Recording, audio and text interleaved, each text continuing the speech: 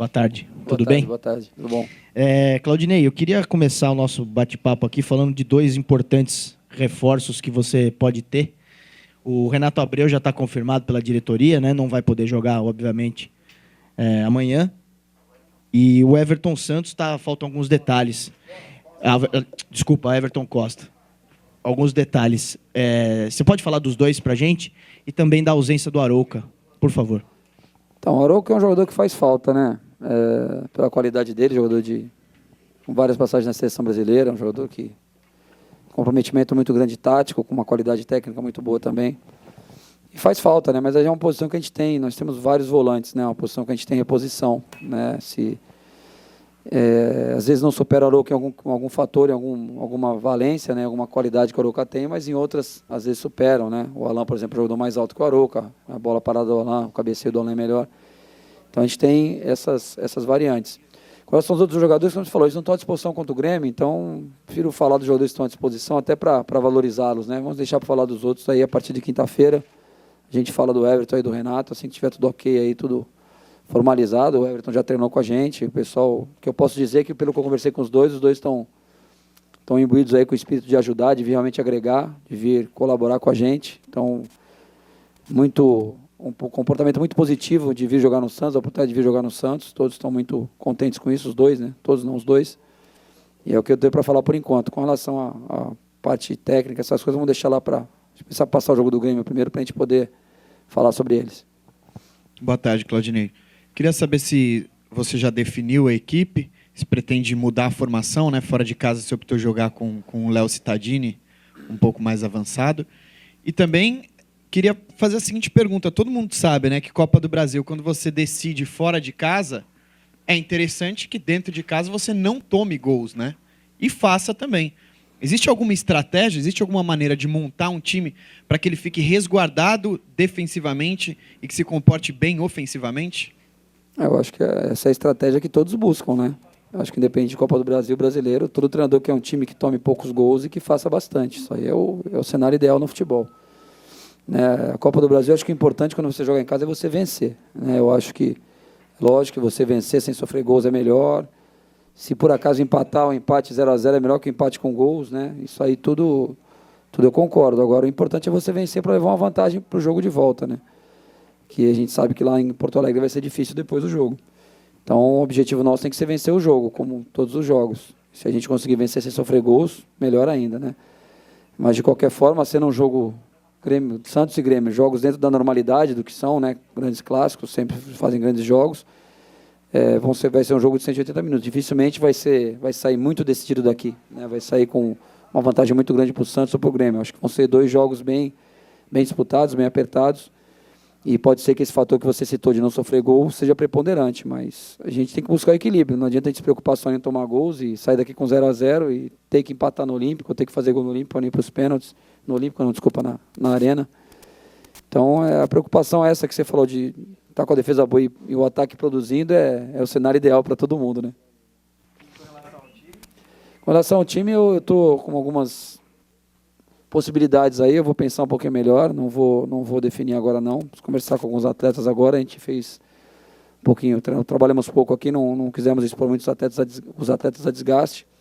Com relação ao que você citou de ter colocado o Cittadini, né, foi uma opção nossa de preservar um pouquinho mais o Montijo na parte física, e os números aí da avaliação foi feita dele, da CK, deram bem abaixo dos outros jogos, quer dizer, o objetivo foi atingido, o Montijo se desgastou bem menos nesse último jogo. Então aqui a gente acredita que ele vai estar mais descansado ainda nesse jogo contra o Grêmio, que é um jogo de mata-mata. E foi uma estratégia que, a princípio, eu achei que deu resultado. A gente não foi tão agudo ofensivamente, né? Depois abrimos um pouquinho mais a equipe, com a entrada do Thiago pela beirada, o Leandrinho fazendo uma beirada ali também. Mas, a princípio, não deve ser, o perfil não deve ser esse. A gente deve voltar a atuar com dois atacantes. Não definir quem são, mas a gente não vai jogar com atacante só não, a gente vai voltar o Montijo para a função dele, até porque já preservamos ele no último jogo, optamos por isso, e o Montijo volta para a sua função normal, e a gente deve entrar com dois atacantes, mas ainda não definir quem serão esses dois atacantes. Aqui, Claudinei, boa tarde. Em 2010, pouquinho antes da Copa, Santos e Grêmio fizeram as semifinais da Copa do Brasil, 2 jogos sensacionais, 4-3 para o Grêmio no Olímpico, 3-1 para o Santos aqui. O Santos tinha um time de jogadores mais renomados e tal. Queria saber se você se lembra desses jogos, onde é que você estava nessa época, em que categoria, enfim, estava trabalhando, e se você acha possível, com os jogadores atuais de Santos e Grêmio, jogos tão sensacionais quanto aqueles. Eu estava trabalhando aqui no Santos já na categoria sub-17 em 2010. Realmente foram dois grandes jogos. Como você falou, o Santos tinha um time fantástico, né? O time do Grêmio, para te falar a verdade, eu não lembro muito bem, jogador por jogador, mas o Grêmio sempre tem time forte, os times do Sul sempre são muito fortes, né? E o Santos estava aqui muito bem entrosada naquela fase, né? Ganso, o Robinho, enfim, o Neymar, um time muito encaixadinho ali, muito jogando um futebol muito bonito, né? Hoje a gente talvez não tenha tantos jogadores com essa qualidade técnica, com essa projeção aí no cenário aí nacional, mas eu acho que as equipes, pelo histórico, pela história dos times, têm condição de fazer dois grandes jogos, né? Eu acho que o Grêmio também tem, nós temos aí jogadores capacitados, né? O Grêmio também, né? O Grêmio tem Barcos, tem Kleber, enfim. A gente tem o Montijo, né? Falando de jogadores mais renomados. Então a gente tem condição de fazer dois grandes jogos. O futebol brasileiro hoje, os jogos do Campeonato Brasileiro têm sido muito disputados, né? Talvez até menos na parte técnica, os jogos mais pegados, todo mundo voltando, passando 9 a 10 jogadores atrás da linha da bola. E isso aí é uma modificação que teve no campeonato, diminuiu os espaços para quem está atacando. Então tem sido jogos bem apertados aí, poucas goleadas a gente tem visto. Mas acho que vão ser dois jogos muito pegados e a gente espera que sejam dois grandes jogos e que a gente tenha sucesso ao final do confronto. Claudinei, faz quase um mês da última vitória, né, de vocês. Foi justamente pela Copa do Brasil, em cima do Craque. E depois daquele jogo, depois daquela vitória, o Santos empatou muitos jogos. Por que tantos empates nas últimas partidas e o que fazer de diferente para voltar a vencer? Então, você não tem como falar o porquê empatou, né? A gente joga, a gente tem uma estratégia sempre para vencer o jogo, né? Tem várias formas de você montar a equipe para vencer. Você pode vencer no contra-ataque, você pode vencer atacando, você pode vencer marcando pressão, pode vencer marcando na segunda linha, né? Então tem várias estratégias para vencer. Eu acho que alguns jogos nós fomos infelizes de não matar o jogo, né? O caso do Curitiba aqui na Vila, estava 2-1, a gente perdeu várias chances de gol, tivemos chance de matar o jogo, fazer 3, 4. Não matamos, fomos castigados no final. Contra o Vasco, como eu falei, em que pese o Vasco ter tido, se for ver os 90 minutos, o jogo foi equilibrado, mas depois fizemos 1-0, tivemos 2, 3 chances também de fazer o segundo gol, não fizemos, fomos castigados no final do jogo. E o jogo do Corinthians, a gente teve mais posse de bola, tivemos mais volume de jogo e empatamos também, né? Contra o Cruzeiro no Mineirão empatamos 0-0, o único jogo que o Cruzeiro não fez gol no ano, jogando no Mineirão, tem 100% de aproveitamento, né? E ainda ganhou agora do Vitória, quer dizer, acho que foram 14 jogos ou 15, só não ganharam da gente, então não pode ser considerado um mau resultado. E contra o Bahia, né, apesar da gente optou até por uma certa cautela até para poupar o Montijo um pouquinho, para não deixar o Montijo fora, porque também não teria sentido você fazer um jogo precisando ganhar e deixar o Montijo no banco para usar no segundo tempo. A gente optou, a gente foi um pouquinho mais conservador na escolha tática nossa, mas também não pode ser encarado como um resultado. Acho que a gente precisa voltar a vencer na Vila, né? Falando em termos de Campeonato Brasileiro. A gente tem fora de casa, eu dirigi o time em 5 jogos, a gente fez 5 pontos, né? A gente tem como um cenário ideal, a cada 2 jogos você fazer 4 pontos, a gente calcula que vai ganhar em casa, vai empatar fora, enfim, isso aí todo mundo faz essa conta. Então a parte fora de casa a gente está fazendo. Jogamos 5 jogos, fizemos 5 pontos. Né? Ou bem ou mal, ou encantando ou não encantando, ou ganhando ou perdendo, fizemos 5 pontos em 5 jogos. Em casa a gente tem que buscar pontuar mais. Está faltando a gente usar mais o nosso fator campo para vencer os jogos. Quarta-feira é uma outra competição, é a Copa do Brasil, onde Copa do Brasil, o último jogo a gente venceu, né? Então a gente vem de vitória na Copa do Brasil. Isso aí a gente não pode misturar uma competição com a outra, apesar de ser inevitável isso na cabeça dos atletas. Mas o último jogo nosso na Copa do Brasil foi uma vitória, então a gente tem que buscar mais uma vitória agora para a gente ter uma vantagem no jogo de volta. Claudinei, boa tarde. Gostaria de saber se você pode comentar o episódio do Emerson Sheik do Corinthians, que repercutiu negativamente nas redes sociais depois dele ter divulgado a foto que ele dá um selinho num amigo dele, né? Teve muitas manifestações homofóbicas, enfim, a Folha está fazendo um especial e está ouvindo todos os clubes para saber os comentários. Então, gostaria de ouvir o seu. Eu poderia, mas eu acho que não devo. Acho que não devo comentar, acho que não quero comentar também. Acho que é um fator isolado, isso aí Prefiro não comentar. Você me desculpa aí, nunca fiquei devendo nenhuma resposta para vocês, mas eu vou ficar devendo. Claudinei, normalmente numa competição mata-mata, depois você tem o Campeonato Brasileiro, quando existe uma folga de pontos, você pode dar prioridade para uma competição ou outra. No caso, é impossível isso acontecer. Até quando ou quanto prejudica o fato de você não poder priorizar uma competição ou outra, ter que dar atenção para as duas? Então, Passarinho, prejudica o fato, na realidade o que prejudica é o fato de você não poder treinar, né, cara? Eu vi outro dia o Renato Gaúcho também comentando isso numa coletiva dele, um pós-jogo dele lá. A gente não poder treinar é o pior, né? Do jeito que foi feito agora, o calendário mudou, não sei se os clubes participaram disso, teve anuência dos clubes, né? Se os clubes concordaram com isso, foram consultados, ou se foi um negócio determinado, né? Foi só pro forma, só teve o conselho arbitral lá para viabilizar isso aí. Mas eu falei após o jogo do Bahia lá que o mais plausível, né, o mais aceitável seria os times saíssem a partir de agora, entrarem na Sul-Americana. Porque agora estão os grandes clubes, na realidade, né? Juntou o pessoal da Libertadores. Eu acho que o mais correto seria isso. A partir desse mata-mata, as equipes irem para a Sul-Americana.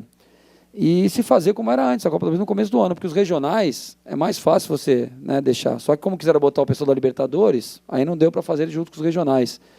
Então o Campeonato Brasileiro, que a gente cobra, que tem que ser uma competição de um alto nível técnico, de alto nível de performance, eu não vejo como você atingir um alto nível de performance sem trabalhar, sem treinar. Eu acho isso aí inviável, para mim como técnico, né? Você pensa numa mudança, hoje eu estou pensando em mudar a equipe. Eu não tenho como fazer um treino tático de 40, 50 minutos, que o jogador está desgastado do jogo de domingo. Você expõe o jogador, fala 40, 50 minutos de treino tático, mais que você vá parando, vá corrigindo, você vai cansar o jogador para o jogo de amanhã. Então é inviável você fazer um futebol de alto nível, você fazer o melhor, cada equipe apresentar o seu melhor, no seu nível máximo de excelência, com o tempo que a gente tem para trabalhar, para treinar. Aí vai falar, o treinador reclama que não tem tempo para trabalhar. Mas eu não posso me conformar de não poder treinar meu time, né? Porque eu sou cobrado por resultados, é normal, né? A nossa função é de cobrada por resultados. Para você ter resultados, você tem que trabalhar, tem que treinar, tem que colocar as suas variações táticas na prática, não é na teoria, né? Você falar para o jogador, alguns assimilam mais, outros menos. Você tem que botar em campo, fazer as variações táticas, colocar, posicionar o time reserva como joga o teu adversário, né? Para eles vivenciarem isso na prática ali.